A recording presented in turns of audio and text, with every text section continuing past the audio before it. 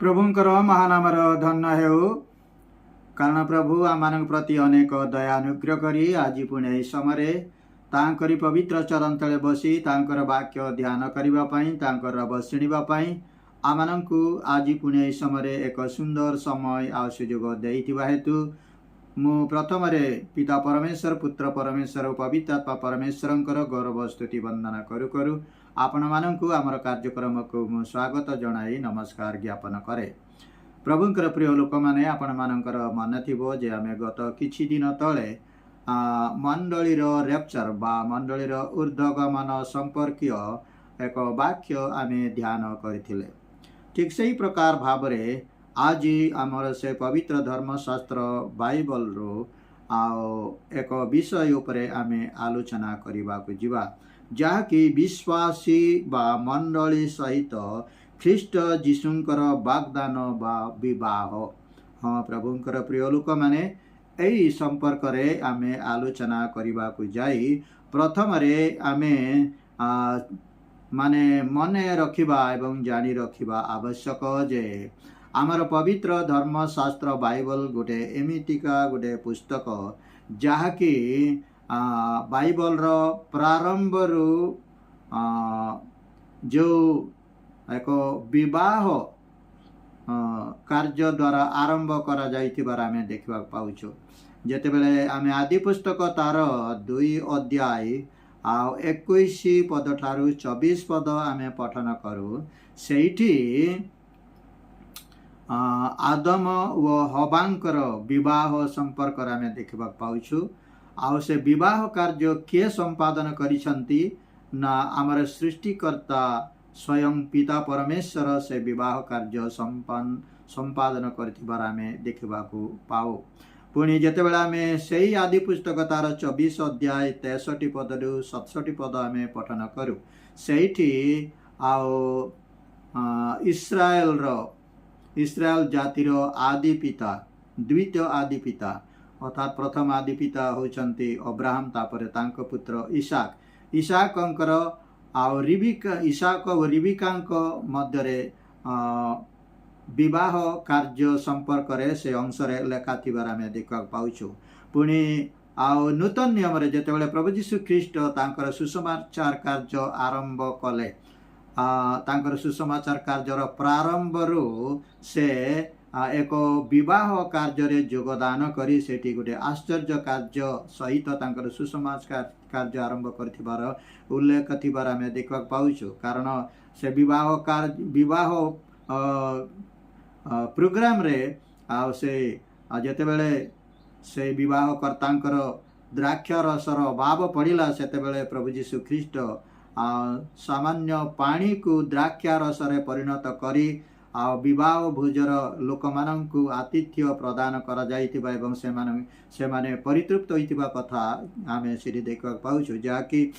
जो लिखित सुसमाचार तार 2 अध्याय 1 पद ठारू 12 पद मध्य लेखा थिबार आमे देखा पाउछु। पुणी विशेष करी शेष विषय शेष विवाह कथा आमे देखा पाउछु जाकि प्रकाशित तार 19 अध्याय 5 पद ठारू 9 पद मध्य मेष शावकंकर विवाह भोज संपर्क से उल्लेख थिबार आमे देखा पाओ। तो प्रभुंकर प्रिय लोक माने आओ ए समय आमे आमर आलोचनार मुख्य विषय को जिबा जाकि विश्वासी बा मंडली सहित ख्रीष्ट जीशुंकर वाग्दान व विवाह यही शीर्षक को आधार करी ए समय आमे आलोचना करबा जिबा। जेतेबेले आमे द्वितीय करंती तार 11 अध्याय 2 पद आमे पठन करू सेठी ए प्रकार लेखा जाए प्रेरित पौल कहउचंती कारण ईश्वरक विषयक उद्योग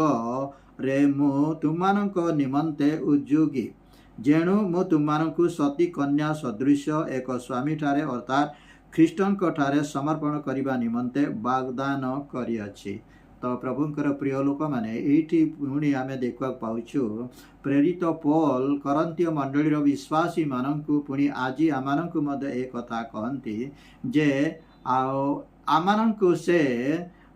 एक सती कन्या सदृश जने स्वामी ठारे समर्पण करिबा पई अर्थात ख्रीष्ट जीशुंक ठारे समर्पण करिबा उद्देश्य रे आमानंकु से एक सती कन्या सदृश ବାଗଦାନ କରିଅଛନ୍ତି।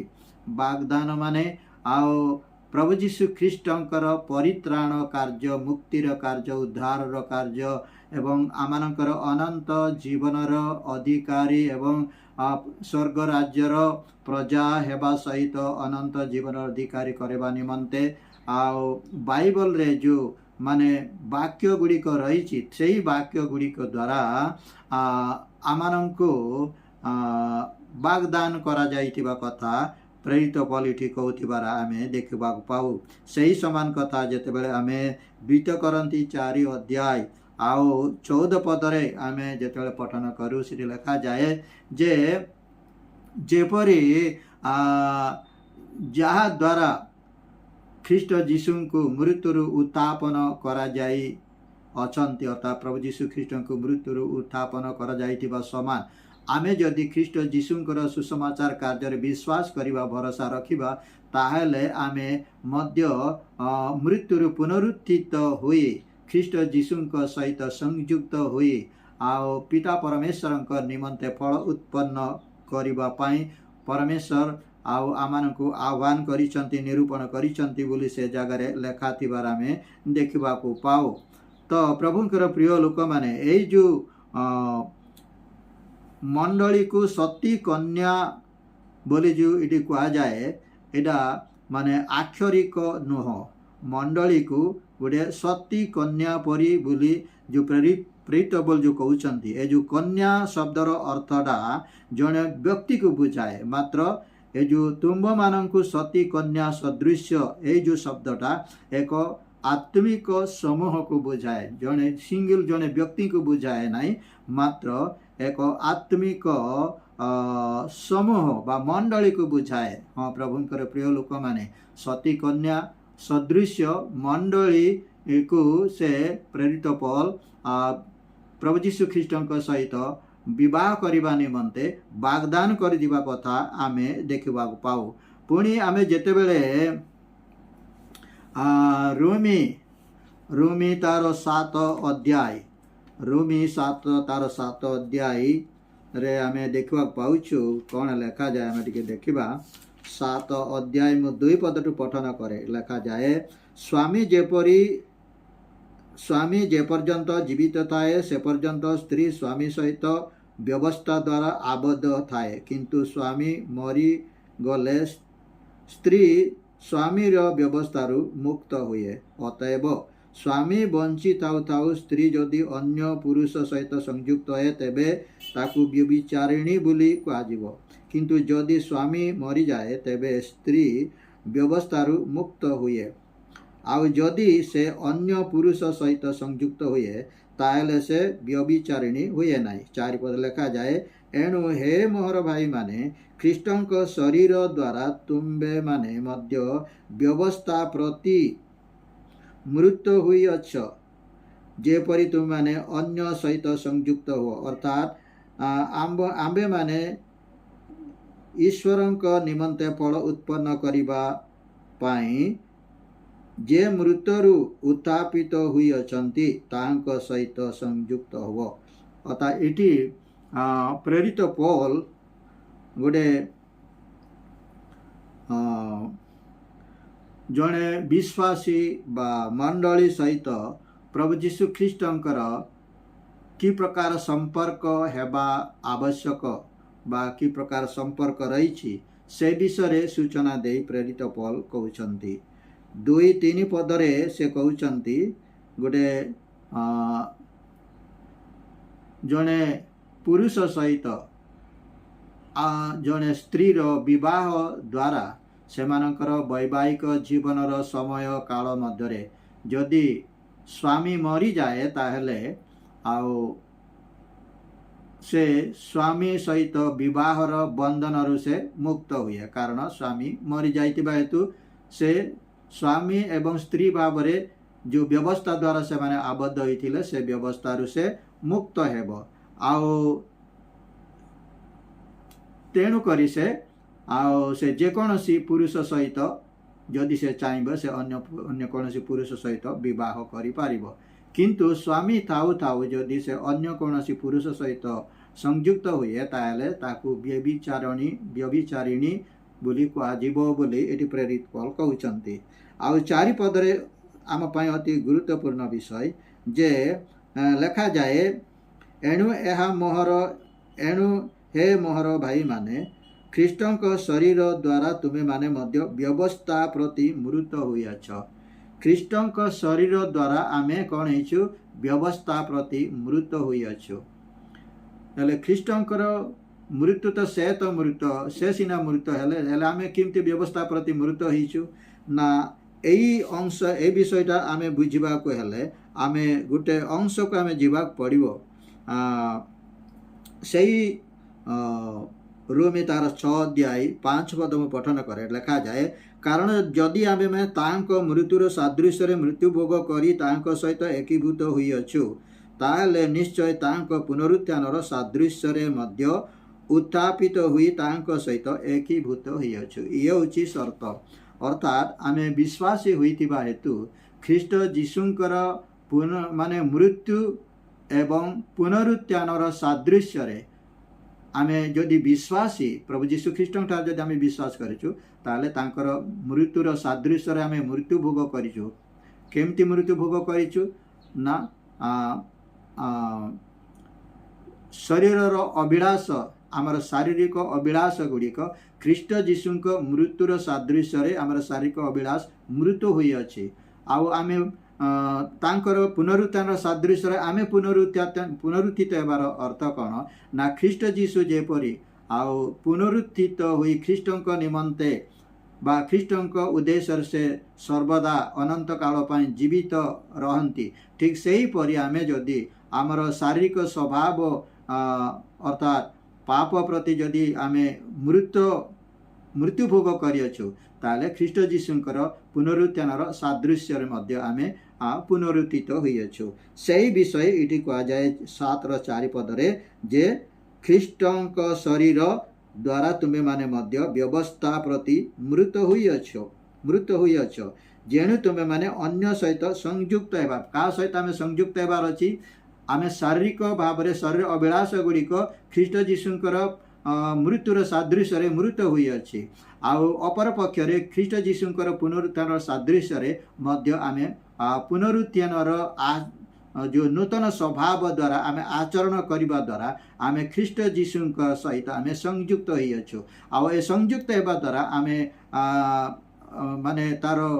परिणाम बा तार फलाफल कौन हुए ना ईश्वरंक उद्देश्य आमे फल उत्पन्न करि पारिबा अर्थात ईश्वरंक उद्देश्य फल उत्पन्न करने निमंते आम कौन करने को हेबो ना ख्रीष्ट जीशुंक सहित आमे संयुक्त हेबा को हेबो। सही कथा 4 पदर शेष लेखा जाए अर्थात आम्बे माने ईश्वरंक निमंते फल उत्पन्न करबा पई जे मृत्युरु अर्थात जीशुंकु उत्थापित करी हुई अछंती तांक सहित संयुक्त ए जो संयुक्त पदटा एक वैवाहिक रीति रे बा वैवाहिक बा विवाह माने प्रणाली रे संयुक्त हेबा कथा कहा जाए। विवाह जो स्त्री स्वामी जो विवाह हुए जे से माने केवल शारीरिक संपर्क रखी संतान संतति प्रसव करिबा सेटा तो परमेश्वरंकर अनुग्रह दान किंतु आउ आत्मिक अर्थ रे कौन ना एमाने जो दिन ठारू से माने स्त्री स्वामी भाव रे माने विवाह बंधन द्वारा आबद्ध हुअंती से माने आउ परस्पर से माने भिन्न नहंती से माने दुई नहंती मात्र से माने एक सेमानकर मन एक हेबार अछि सेमानकर चिंता भावना सेमानकर युक्ति सेमानकर निष्पत्ति सेमानकर कार्य करिवार प्रणाली कार्य करिवार शैली ए सबू तांकर एक हेबार अछि। सेही उद्देश्य रे इठी प्रेरित पौल कहउछंती जे तुम माने ईश्वरंक उद्देश्य रे फल उत्पन्न करिबा निमंते ख्रीष्ट जीशुंक सहित संयुक्त अर्थात तुमे विवाह रीति रे तुमे एकताबद्ध बा तुमे संयुक्त होई अछि बोली प्रेरित पौल इठी कहउथिबार आमे देखिबा को पाओ। तो प्रभुंकर प्रिय लोक माने ए जो विवाह संपर्क रे माने जो आमे ए पर्यंत ध्यान करूछु ए विवाह कार्यटा विषय युवक जॉन कौन कहते नहीं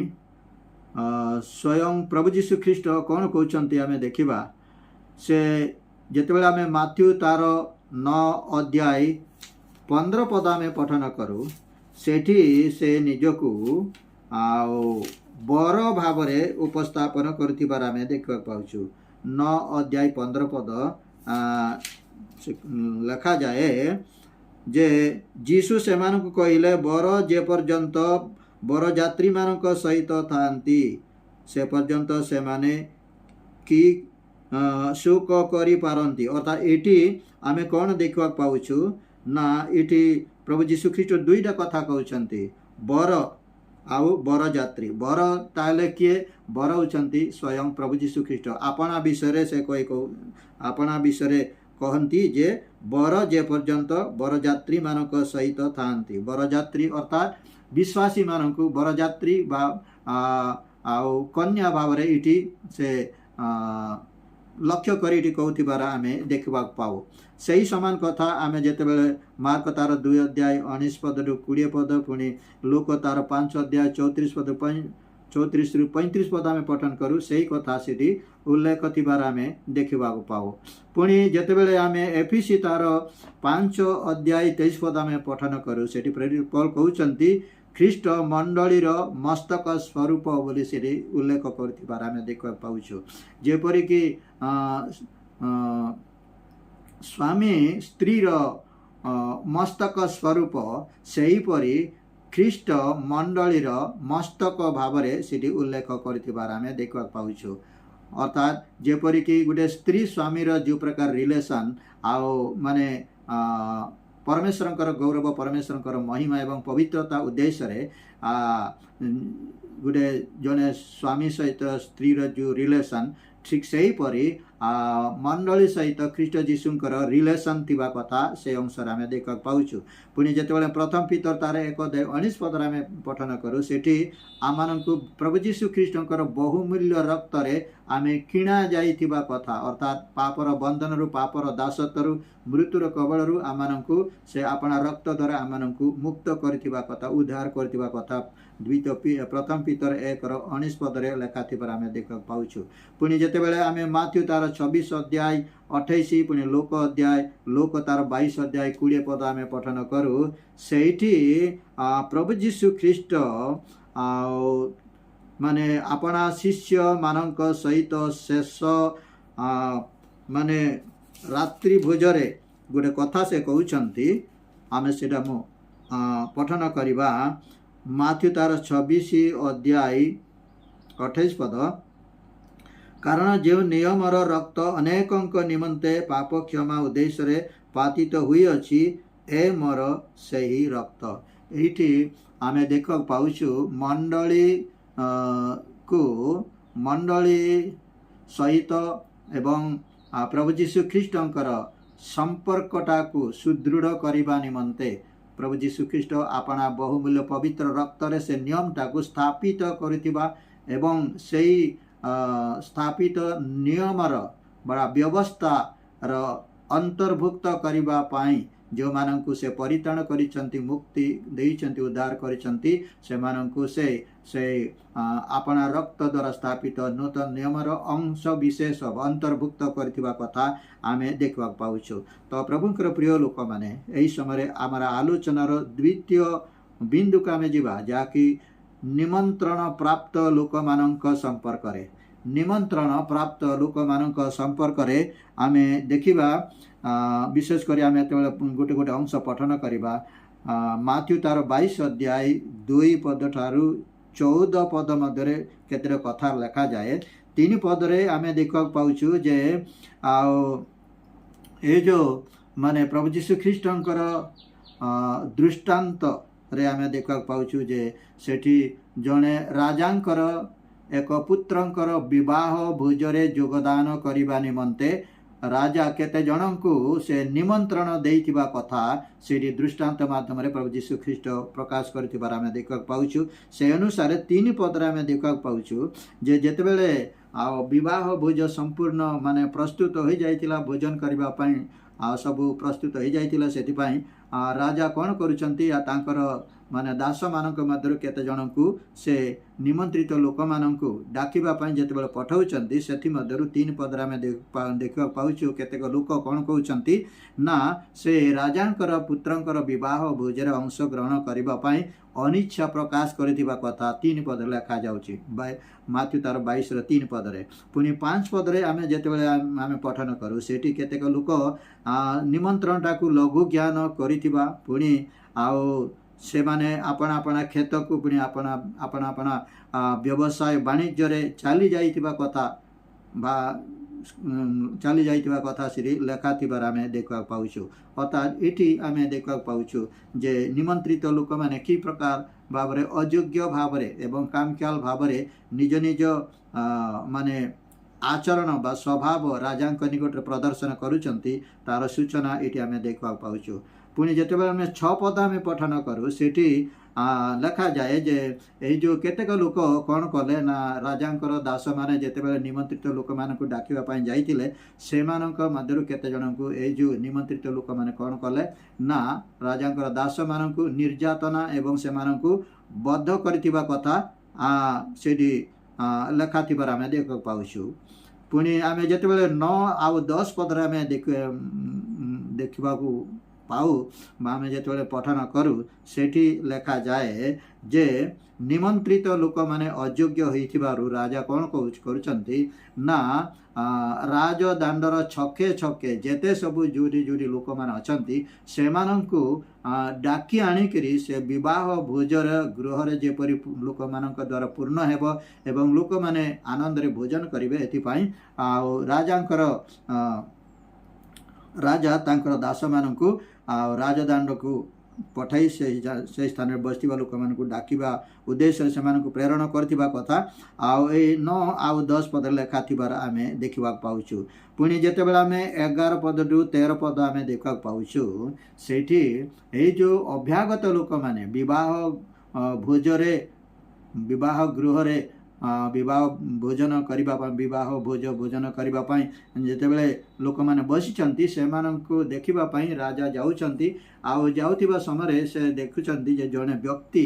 जे कि विवाह वस्त्र परिधान न करी से विवाह भोजरे बसिथिबार से देखिले आउ राजा तांकु पचारुचंती हे बंधु तुमे काहे कि विवाह वस्त्र परिधान न करी आउ एई विवाह भोजरे तुमे बसी अच्छ बोली जेतेबेले से प्रश्न करुचंती से व्यक्ति कौन सी उत्तर देउनांती आउ सेथिपई राजा कौन कहउचंती ना से विवाह गृह ताको बाहर करी अंधकार स्थान रे कारागार रे ताको निक्षेप करिथिबा कथा श्री लेखा थिबार आमे देख पाउछु तो प्रभुकर प्रिय लोक माने विशेष करी एई जो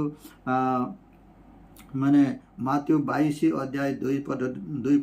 पद ठारू 14 पद रे जो घटना 5 प्रकार लोक मानकर आचरण कथा में देखा पाउछु यही 5 प्रकार लोक मानकर जो आचरण कौन दर्शाए ना ईश्वरंकर जो सुसमाचार जो वर्तमान प्रचारित होछि स्वर्ग राज्यर प्रजा हेबा निमंते अनंत जीवनर अधिकारी हेबा निमंते एवं ईश्वरंकर संतान हेबा निमंते लोक मानकु वर्तमान सुसमाचार जरिया रे सेमानकु माने निमंत्रण करा जाउछि सेमानक निकट सुसमाचार द्वारा सेमानकु आह्वान करा जाउछि मात्र आउ से माने अनेक लोक माने आज पर्यंत प्रभुंकर से सुसमाचार कार्य को अवज्ञा करुथिबा अवहेला करुथिबा एवं आउ केतेक लोक माने माने ए जो प्रभुंकर दास मानकु अत्याचार करुथिबा विशेष करी आज दिन मानकरे आम भारत वर्ष रे मध्य सुसमाचार प्रचार कार्य रे केते माने लोक माने ताड़ना एवं निंदा एवं अनेक माने दुखर सम्मुखीन होउचंती से विषय आमे देखा पाउछु सेही संपर्क सेही विषयटा को माने दर्शाइबा को जाई एठी एई अंशरे लेखा थिबार आमे देखा पाउछु विशेष करी जो 11-13 पद रे जने व्यक्ति जो माने विवाह वस्त्र परिधान न करी विवाह गृह रे बसिथिबा कथा आमे देखा पाउछु एरा कोन बुझाए ना ना एरा गोटे आत्मधार्मिक ताकू बुझाए जेमते कि आमे 9-10 पद रे आमे देखा पाउछु जो राजदाण्ड गुड़िकर छके छके जाई दुष्ट व संत अर्थात समस्त को आह्वान करा जाउछि। वर्तमान जो दुष्ट एवं संत समस्त को आह्वान करिवार कथा जो माने प्रभु यीशु ख्रीष्ट जो कहउछंती एटा वर्तमान समस्त को आह्वान करा जाउछि। दुष्ट लोक माने से माने मन परिवर्तन करी से माने प्रभुंक निकट को आसीबा एवं से माने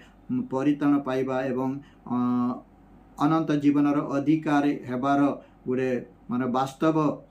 परिचय देउथिबा लोक मानक बुझाए। संत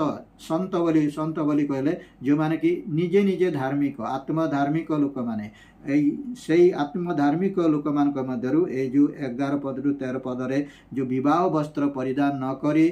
विवाह भोजरे अंशग्रहण करने आसीथिबा जने व्यक्तिंकर विषय जो प्रभु यीशु जो कहउछंती एटा आत्मधार्मिक लोक मानकर संपर्क रे सूचना देई प्रभु यीशु ख्रीष्ट ए दृष्टांत माध्यम रे एटी कथा कहउथिबार आमे देखा पाउछु। हाँ, प्रभुंकर प्रिय लोक माने प्रभुंकर वाक्य लेखा जाए जे अनेक करग्राही ओ बेश्या माने स्वर्ग रे परमेश्वर लोक मानक सहित भोजन करिवे मात्र माने आत्मधार्मिक लोक माने से माने बाहरे पका जिवे। हाँ, प्रभुंकर प्रिय लोक माने ए जो विशेष करी जो माने आत्मधार्मिकता निजे निजे धार्मिक बोली परिचय दे आत्मधार्मिकतार जीवन यापन करुथिबा लोक मानक संपर्क रे एठी प्रभु यीशु ख्रीष्ट कहउथिबार आमे देखा पाउछु। तो आमनकर आलोचनार शेष बिंदु को आमे जिबा एपर्यंत आमे निमंत्रित लोक माने किपरि अयोग्य ईश्वरंकर पुत्रंकर विवाह भोजरे बा अनंत जीवनर अधिकारी हेबा निमंते परमेश्वरंकर जो आह्वानटा को केमती अवहेला करा जाउछि अवज्ञा करा जाउछि एवं लोक माने सेटा को प्रत्याख्यान करुछंती से संपर्क रे सूचना दे प्रभु यीशु ख्रीष्ट एडी पवित्र धर्मशास्त्र माध्यम रे आम कथा कहथिबार आमे देखा पाउछु। तो यही समय आमे आलोचना करिबा तृतीय बिंदु रे मेष शावकंक विवाह भोजरे योगदानकारी से बंधु माने किए माने से प्रभु यीशु ख्रीष्ट बा मेष शावकंक विवाह भोजरे अंश ग्रहण करिबा निमंते योग्य बंधु माने किए ए विषय आमे जेतेबेले आमे देखिबा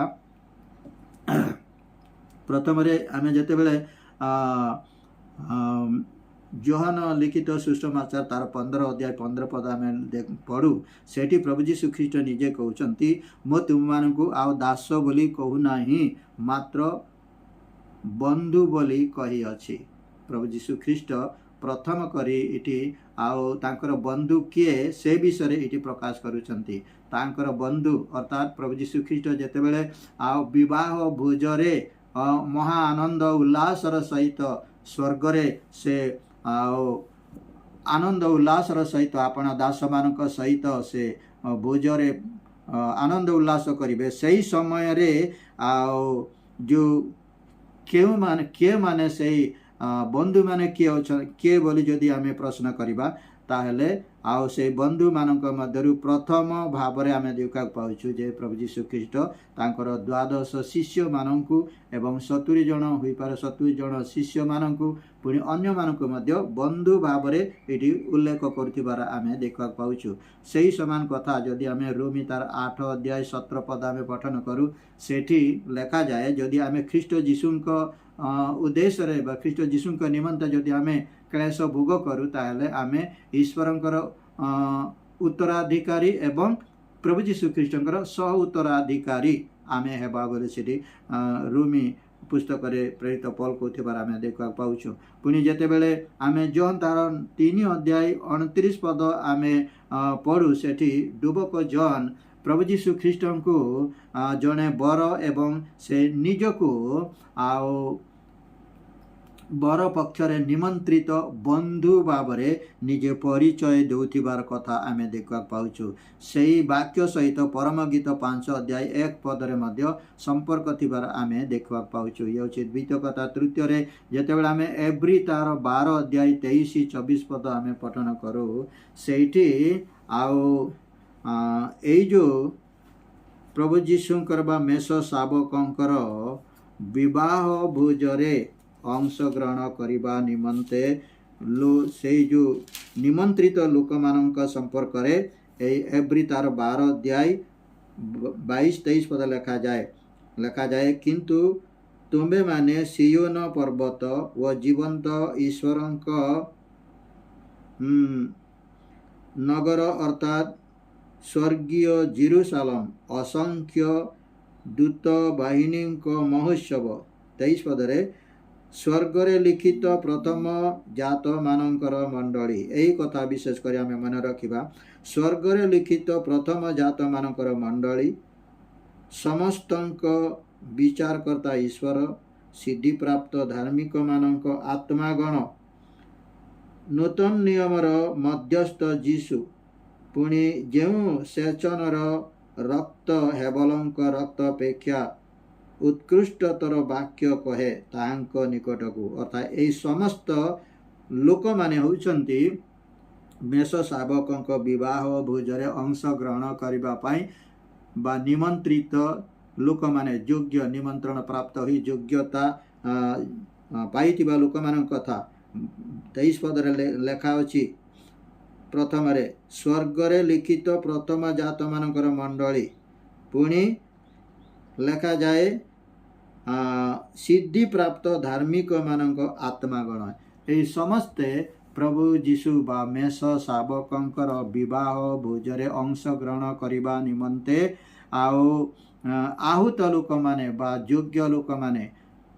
इठी मु गोटे कथा कहबाक चाहे यही जो लोक माने पवित्र धर्म शास्त्र बाइबल रो पुरातन नियम ठारू आरंभ करी नूतन नियम पर्यंत जेते लोक सबू ईश्वरंकर वाक्य एवं ख्रीष्ट जीशुंकर साक्ष्य निमंते माने जो माने साक्ष्यमर होइछंती जो माने माने मृत्यु भोग करिछंती परमेश्वरंकर गौरव एवं परमेश्वर राज्य धार्मिकता निमंते जो माने मृत्यु भोग करिछंती एवं वर्तमान सुधा मृत्यु भोग करिछंती पुणी आसंता दिन मानकर मध्ये आउ केते जण मरिबे एई समस्ते मेष शावकंकर विवाह भोजरे अंश ग्रहण करिबा निमंते निमंत्रित एवं योग्य लोक मानकर तालिका इठी आमे देखवा पाओ। हाँ प्रभुंकर प्रिय लोक माने एई जो मेष शावकंक विवाह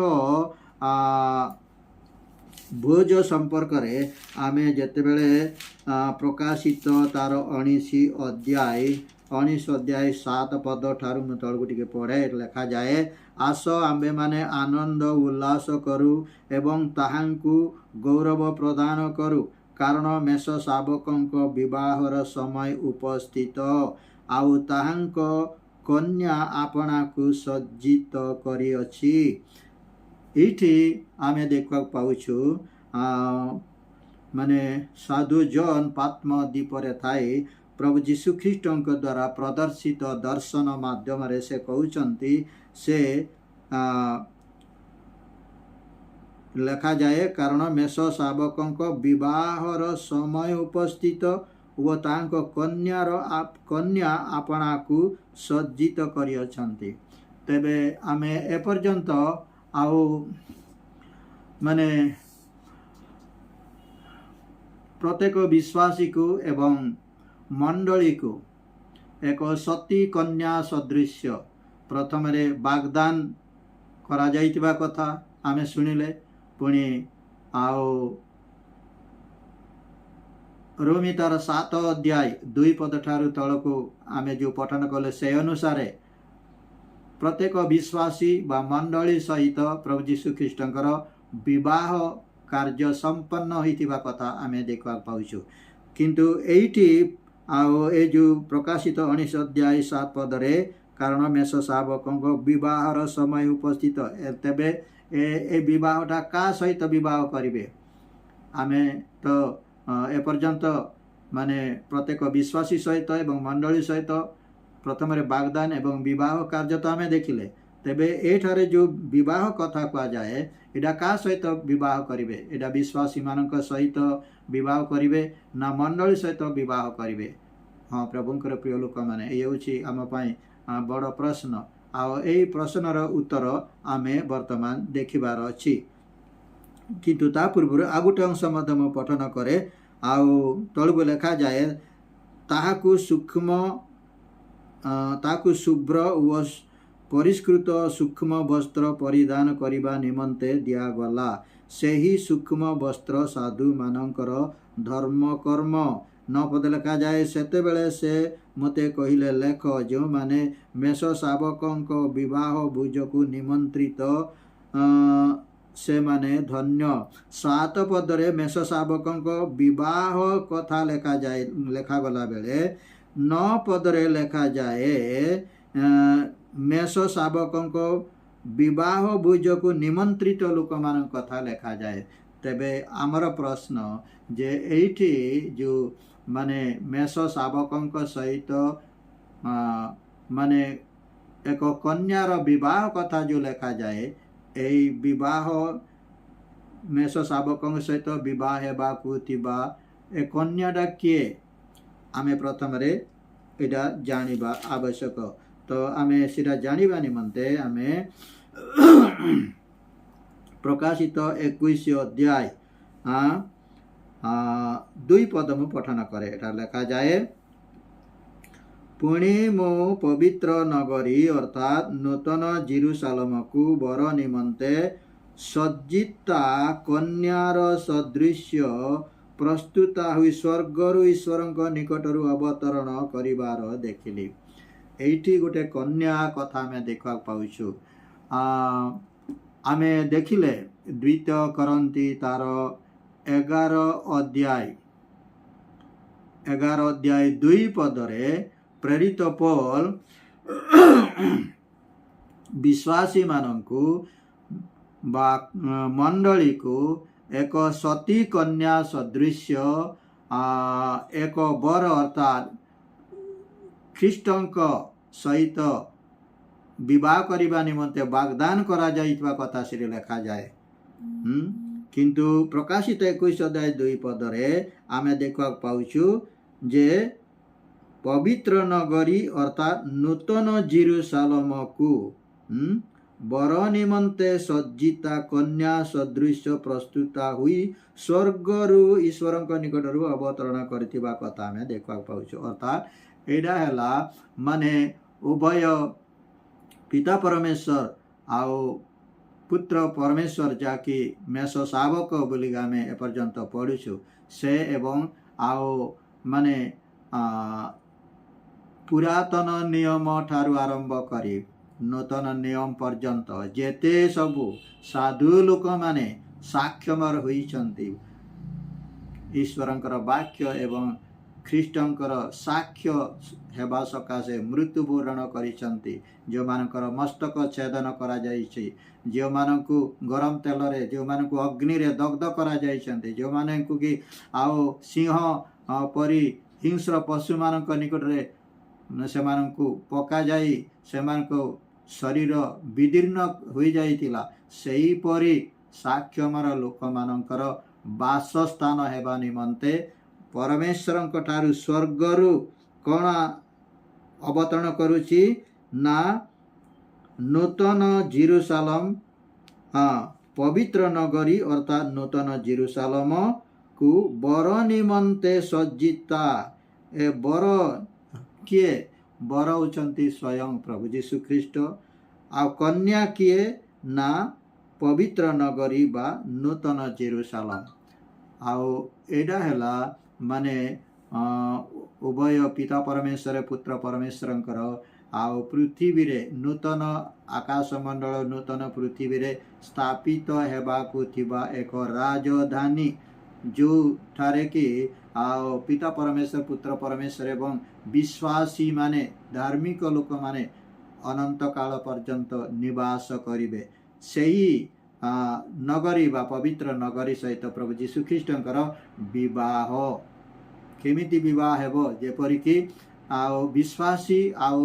ମଣ୍ଡଳୀ ସହିତ ଯେପରି ପ୍ରଭୁ ଯୀଶୁ ଖ୍ରୀଷ୍ଟ ବିବାହ କରିଅଛନ୍ତି, ବର୍ତ୍ତମାନ ସୁଦ୍ଧା ଚାଲୁଛି ସେ ବିବାହ କାର୍ଯ୍ୟ। ଏଇଟା କେତେବେଳେ ସମ୍ପନ୍ନ ହେବ? ରେପ୍ଚର ପର୍ଯ୍ୟନ୍ତ ଚାଲିବ। ଯେତେ ଲୋକମାନେ ପ୍ରଭୁ ଯୀଶୁ ଖ୍ରୀଷ୍ଟଙ୍କଠାରେ ବିଶ୍ୱାସ କରି ତାଙ୍କଠାରେ ନିର୍ଭର କରି ଭରସା ରଖି ତାଙ୍କଠାରେ ନିଜକୁ ସମର୍ପିତ କରି ଆଉ ପ୍ରଭୁ ଯୀଶୁ ଖ୍ରୀଷ୍ଟଙ୍କୁ ଏକ ସ୍ୱାମୀ ଭାବରେ ନିଜର ସବୁ ସର୍ବେସର୍ବା ଭାବରେ ସେମାନେ ଗ୍ରହଣ କରନ୍ତି, ସେମାନଙ୍କ ସହିତ ବିବାହ କାର୍ଯ୍ୟ ଚାଲିବ ରେପ୍ଚର ପର୍ଯ୍ୟନ୍ତ। ଆଉ ରେପ୍ଚର ପରେ ପରେ ରେପ୍ଚରରେ ହିଁ ଏହି ବିବାହ କାର୍ଯ୍ୟ ଚାଲିବ। ଯେତେବେଳେ ସମଗ୍ର ପୃଥିବୀରେ 7 ବର୍ଷର ମହାକ୍ଲେଶ ସମୟ ଚାଲିବ, ଆଉ ଅପର ପକ୍ଷରେ ସ୍ୱର୍ଗରେ ଶୂନ୍ୟମଣ୍ଡଳରେ ଆଉ ମାନେ ପ୍ରଭୁ ଯୀଶୁ ଖ୍ରୀଷ୍ଟ ଏ ଯେଉଁ ମାନେ ସାଧୁ ଲୋକମାନେ ଯେଉଁମାନେ କି ମେଷ ଶାବକଙ୍କର ବିବାହ ଭୋଜରେ ଅଂଶଗ୍ରହଣ କରିବା ନିମନ୍ତେ ନିରୂପିତ ହୋଇଛନ୍ତି, ସେମାନେ ଏବଂ ଧାର୍ମିକ ଲୋକମାନେ ସାଧୁ ଲୋକମାନେ ସମସ୍ତେ ମହାଶୂନ୍ୟରେ 7 ବର୍ଷ ପର୍ଯ୍ୟନ୍ତ ସେ ସମୟରେ ଆଉ ଏ ଯେଉଁ ମାନେ ବିବାହ ଭୋଜର ଆନନ୍ଦ ଉଲ୍ଲାସ କାର୍ଯ୍ୟ ସେତେବେଳେ ଚାଲିବ। ହଁ ପ୍ରଭୁଙ୍କର ପ୍ରିୟ ଲୋକମାନେ, ହୁଏତ ଏ ବିଷୟରେ ଅନେକ କଥା ରହିଛି ଆଉ ଏହାର ଅନେକ ଦୃଷ୍ଟିକୋଣ ରହିଛି, ତ ସେ ସବୁଯାକ ଟଚ୍ କରିବା ପାଇଁ ମୋ ନିମନ୍ତେ ସମ୍ଭବ ନୁହେଁ। ତ ଆଜି ନିମନ୍ତେ ଆଜିର ଆଲୋଚନା ମୁଁ ଏ ସ୍ଥାନରେ ସମାପ୍ତ କରିବାକୁ ଚାହେଁ। ପ୍ରଭୁ ଯଦି ଦୟା କରନ୍ତି ତାହେଲେ ଆସନ୍ତା ଦିନମାନଙ୍କରେ ଆଉ ଅନ୍ୟାନ୍ୟ ଦୃଷ୍ଟିକୋଣ ଧରିକିରି ପ୍ରଭୁ ଏ ବିଷୟରେ ଯଦି ଆମକୁ କଥା କହିବା ପାଇଁ ସୁଯୋଗ ଦିଅନ୍ତି ତାହେଲେ ଆମେ ସେ ବିଷୟରେ ଆଲୋଚନା କରିବା ପାଇଁ ପ୍ରସ୍ତୁତ ହେବା। ତ ପ୍ରଭୁ ଏ ସକଳ ବାକ୍ୟ ଦ୍ୱାରା ଆମ ପ୍ରତ୍ୟେକଙ୍କୁ ଆଶୀର୍ବାଦ କରନ୍ତୁ। ଆମେନ୍।